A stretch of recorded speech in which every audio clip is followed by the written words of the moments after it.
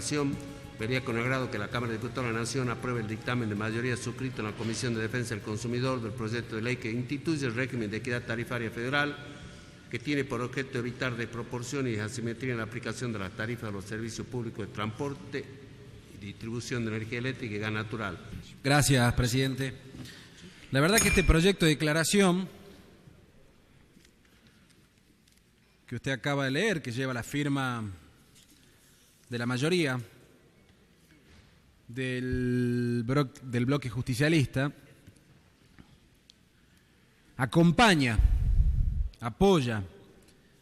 este proyecto de ley que se está discutiendo en el Congreso, que tiene dictamen de algunas de las comisiones de la Cámara de Diputados que han presentado legisladores nacionales, que ha presentado el diputado Javier David, que ha presentado el diputado Pablo Cosino, entre otros firmantes, y que plantea un régimen de equidad tarifaria federal para lo que es la distribución, el transporte y distribución de energía eléctrica, de gas natural y de prestación de agua potable, sea que lo preste el Estado, sea que lo realice a través de empresas concesionarias.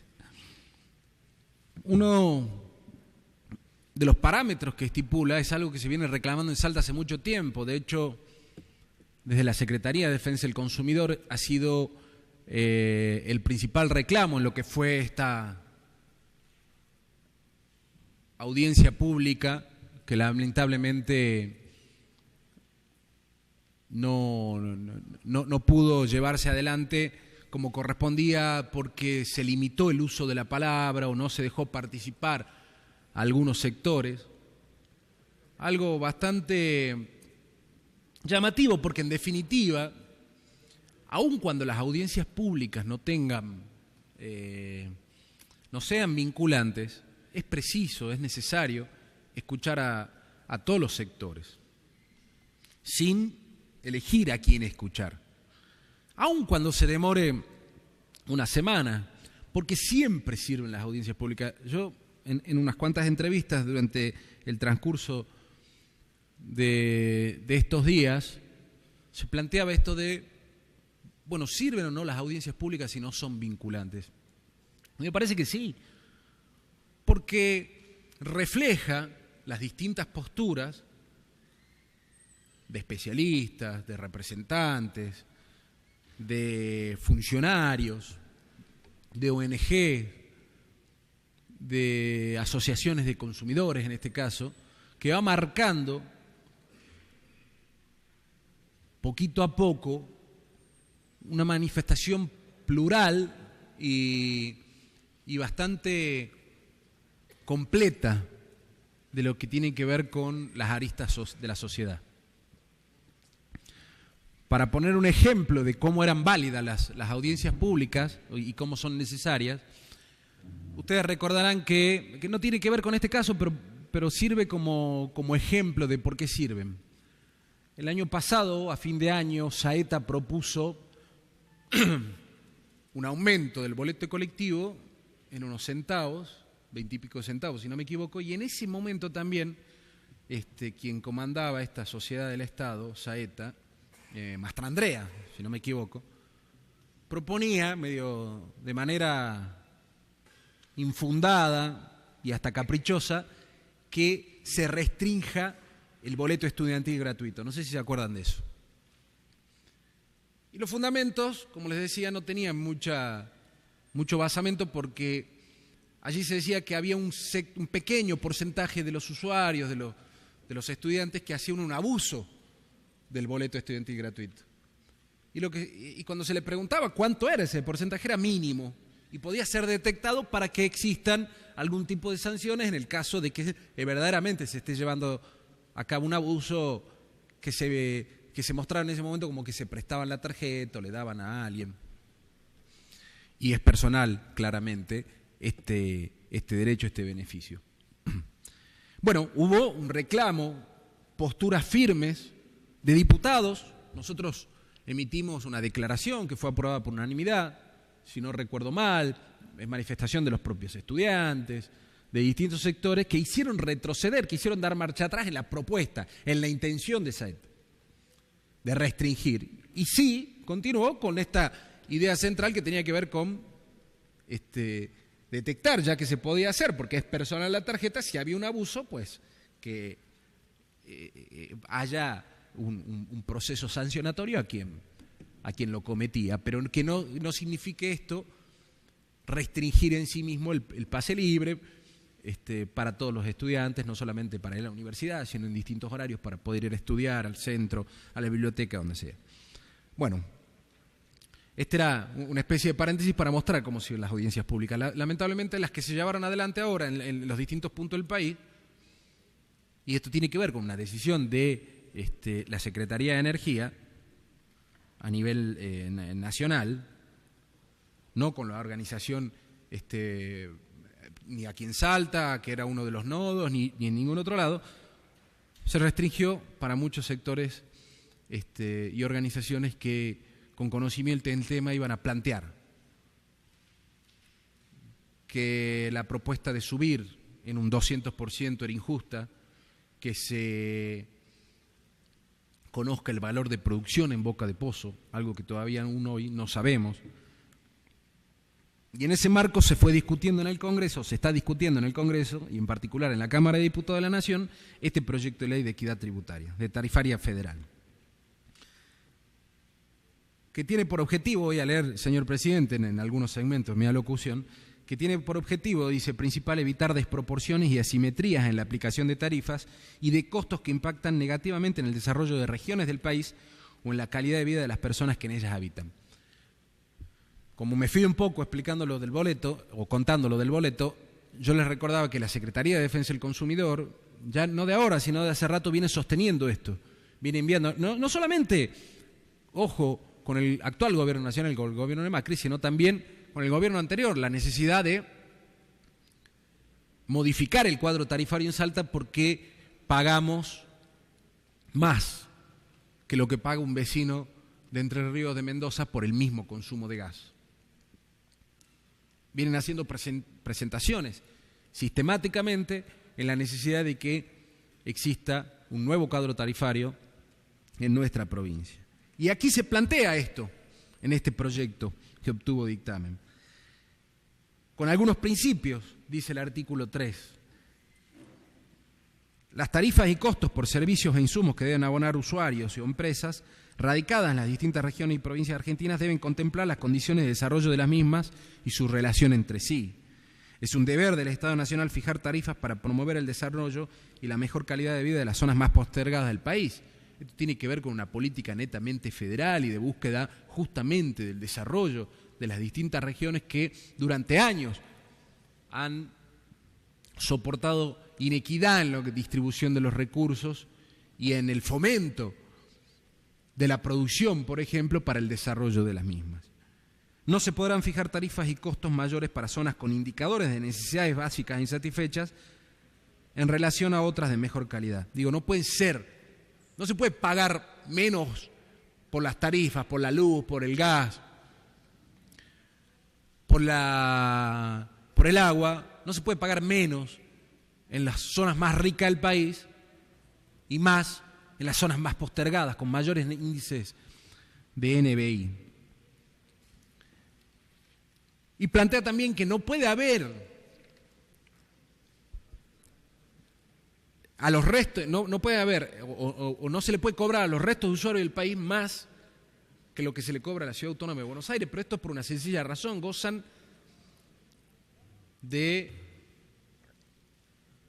en el 100% seguramente, o 90 y pico por ciento, de servicios, cuentan con todos los servicios instalados. Tienen un promedio salarial de ingreso familiar muy superior a lo que sucede en el centro del país, ni hablar en el NOA y el NEA, probablemente no en el sur, pero el sur tiene otras características que tienen que ver con el clima, con temperaturas bajo cero. Entonces, que se empiece a discutir un proyecto de esta naturaleza es muy bueno y por eso creemos que amerita el apoyo y el acompañamiento de esta Cámara para hacer fuerza,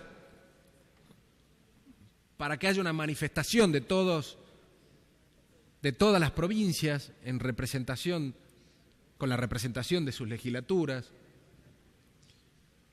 para que pueda ser aprobado y exigir que luego no sea vetado, y plantear un par de cosas en cuanto a lo que ha sucedido con la audiencia y lo que sucede hoy por hoy con el gas, en cuanto a un informe que tengo muy completo sobre la situación actual y algunos planteos que se vienen sosteniendo el Gobierno Nacional que son infundados o falsos. Argentina es un país que tiene gas, que tiene petróleo, en el que no hubo inversión claramente en producción, esto ha generado que se importe gas, hoy en un 27%, entre un 27 y un 30% del gas que se consume es importado, y sin embargo tiene yacimientos de gas suficientes para abastecer la demanda interna. Se dice que no se recuperó la demanda o no se recuperó la producción cuando se estatizó YPF. Me parece que es una ventana que se deja abierta para volver a privatizar. Y sin embargo, lo que sucedió y por la cual se reestatizó YPF era por la falta de inversión de Repsol y de cumplimiento de los objetivos justamente en esto, en exploración, en explotación. Y solamente lo que hacían era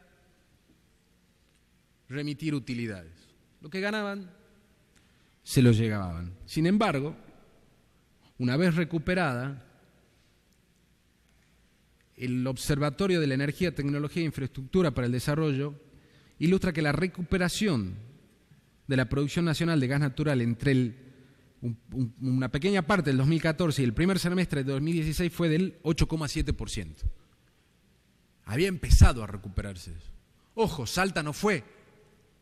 Y esto también es una crítica a esa administración de YPF, no fue uno de los lugares donde se generó inversión para producción de gas natural. Esa recuperación de la producción de gas implicó una fuerte sustitución de gas importado de acuerdo a los datos del Energas, que disminuyó, de acuerdo a los mismos datos, se disminuyeron los volúmenes de importación de gas boliviano y de GNL, de gas natural licuado, en un 16%, en un 14% en el 2015. Y aumentó la demanda de gas nacional en 1,9% y la producción gasífera un 3,6%. El tema de los subsidios no hay nada más sencillo. Vamos a empezar a pagar, porque estamos hablando además del valor en boca de pozo. Todavía no se habla o todavía no se plantea lo que tiene que ver con transporte y distribución. Esto fue solamente en boca de pozo, que se pretende equiparar lo que se produce nacionalmente a lo que se importa. Es decir, se dolariza el precio del gas en boca de pozo, el millón de BTU. Y si se devalúa, como ya está previsto, va a ser todavía más caro, porque hay que equipararlo.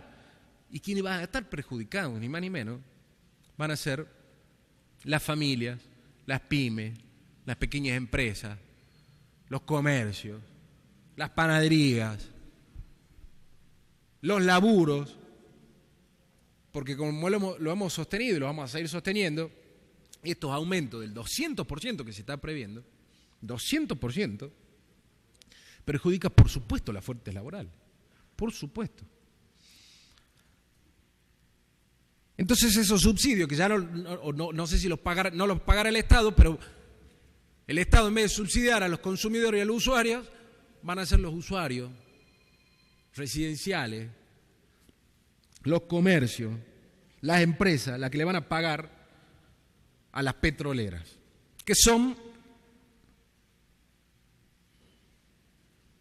YPF, que extrae el 30%, Total Austral el 26%, PAE el 13%, Petrobras Argentina el 6%, que es Pampa y Mindri, Petrol, que es Techín del 3%. Esas son a quienes vamos a subsidiar los usuarios ante una decisión del gobierno nacional, porque además las empresas no venían perdiendo plata. ¿Cuándo una empresa pierde plata? ¿Cuándo una multinacional pierde plata? Es mentira que perdían plata. De hecho venían ganando y ahora van a ganar muchísimo más. Ni hablar de Shell, de Aranguren, de donde Aranguren tiene acciones, que se le ha comprado este gas natural licuado que viene en barcos. Ganancias exorbitantes. Y se plantea que si no existe, si no se da, dos cosas se plantean. Que hubo un congelamiento de las tarifas, que no subieron las tarifas, y no es cierto, las tarifas sí subieron. Pero no es porque lo diga yo, no me crean. Agarren las boletas del año pasado, del anteaño pasado y vean cómo les ha ido subiendo. Y otra crítica también al gobierno nacional, al anterior gobierno nacional. Subieron más en el interior, porque las tarifas, es verdad, en la capital federal estaban atrasadísimas, también subieron 70%, 50%, pero claro, si te cobran bimestralmente 50 mangos, si te suben el 50% son 75 pesos. Y acá se pagaban muchísimo más. Y al hacer un aumento lineal, lo que logra es perjudicar a aquellos que ya les habían subido, aquellos que están en una situación de desventajosa, aquellos que tienen necesidades básicas insatisfechas mayores, aquellos donde se necesita invertir para producir, el NOA, el NEA. Entonces esa suba, ese aumento lineal, perjudica obviamente a quienes pagábamos más. Entonces hubo un aumento de las tarifas. Mal llevado, mal realizado, inequitativo, pero existió ese aumento de las tarifas. Y por último, lo que tiene que ver con la inversión. Si no se aumentan las tarifas, no se le aumenta a las empresas el valor del gas, no van a invertir en producción. Y si no hay una obligación, porque esto es parte de esperar la buena voluntad de la empresa, si no hay una obligación, un convenio de que indique que deben aumentar la producción, pues no lo van a hacer. Porque la historia lo ha demostrado. Me suben, gano más, remito y chao. Pero no invierto. Más si se me garantiza el valor de producción, el valor de boca del millón de BTU a lo que sale el gas importado. No está atado el aumento de las tarifas a la obligación de las empresas de invertir, de producir. Sí, va a significar pura y exclusivamente una ganancia exorbitante a costa de los vecinos, de los trabajadores, de los usuarios y los consumidores de todo el país. Por eso creemos, para finalizar, señor presidente, que es necesario acompañar este proyecto, que es necesario apoyar esta iniciativa que busca esto, la equidad tarifaria en lo que es la luz, en lo que es el gas, en lo que es el agua, para beneficiar y no perjudicar a las distintas regiones del país y, por supuesto, a Salta. Gracias, presidente.